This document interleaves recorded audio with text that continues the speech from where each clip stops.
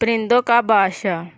کہتے ہیں کہ کسی زمانے میں پرندے انسانوں سے زیادہ عقل مند ہوا کرتے تھے۔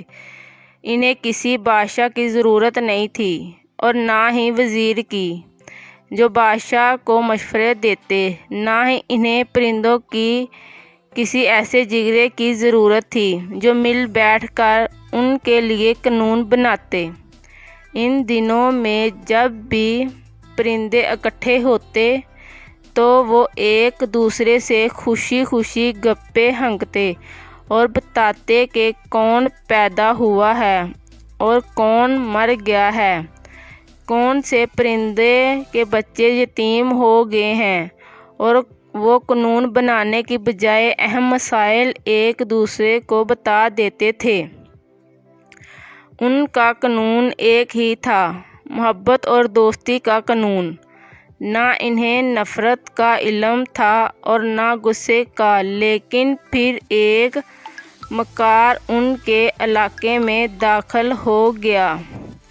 اس نے ارد گرد جائزہ لیا، پرندوں کی خوشیوں کا دشمن تھا۔ اس نے مور سے کہا، تم اپنے آپ کو عام سا پرندہ کیوں سمجھتے ہو، حالانکہ تم باقی سب پرندوں سے مور اس کی لچکدار باتوں میں آ گیا اور بڑے فخر سے خود کو تالاب کے پانی میں دیکھنے لگا۔ پھر وہی شخص عقاب کے پاس گیا اور کہنے لگا، تم یہ میرال کے پرندے کوئل کو اپنا دوست کیوں سمجھتے ہو؟ کیا تم باقی سب پرندوں سے زیادہ طاقتور نہیں ہو؟ تم بادلوں سے بھی اوپر اڑنے والے ہو، تم آسانی سے اپنی چونچ سے اس کے ٹکڑے کر سکتے ہو۔ عقاب اس کی باتوں میں آ گیا اور اڑ کر گیا اور اپنی چونچ اور پنجوں سے کوئل کا گھونسلہ تہس نہس کر آیا۔ اس طرح آہستہ آہستہ وہ مکار پرندوں کے بیچ دشمنی کے بیج بونے میں کامیاب ہو گیا۔ پرندوں کی پرامن سلطنت جنگ کا میدان بن گئی۔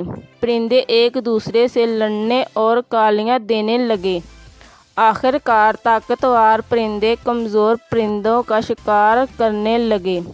ہر کوئی اپنی طاقت پر ناز کرنے لگا اور کمزوروں کو برا بھلا کہنے لگا۔ ایک دن ایک ننھے سے پرندے نے سب چھوٹے پرندوں سے کہا، ہم اس طرح زندگی گزار سکتے؟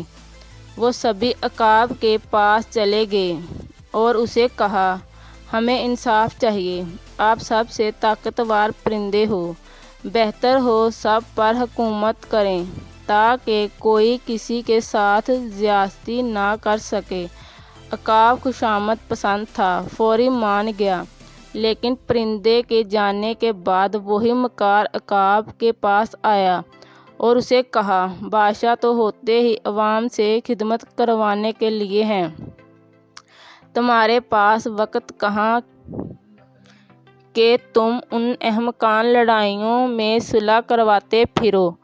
بہتر ہے تم الو کو ان کا بادشاہ بنا دو۔ اس کی آنکھیں قیمتی پتھروں جیسی ہوتی ہیں، وہ صرف رات کو دیکھ سکتا ہے اور جب روشنی میں دوسرے پرندوں ہواؤں میں پرواز کرتے ہیں تو وہ کچھ نہیں دیکھ سکتا۔ اس لیے وہ کسی کے معاملے میں دخل نہیں دے گا اور ہر کوئی وہی کرے جو اس کا دل چاہے گا۔ عقاب کو یہ ترتیب بہت اچھی لگی۔ اس نے الو کو پرندوں کا بادشاہ بنا دیا۔ الو دن کو سویا رہتا ہے اور رات کو جاگتا ہے۔ جب باقی پرندے مزے سے اپنے گھونسلوں میں سوئے ہوتے ہیں، تبھی تو آج تک وہ پرانے امن والے دن پرندوں کی سلطنت میں نہیں لوٹے اور وہ آپس میں لڑتے رہتے ہیں۔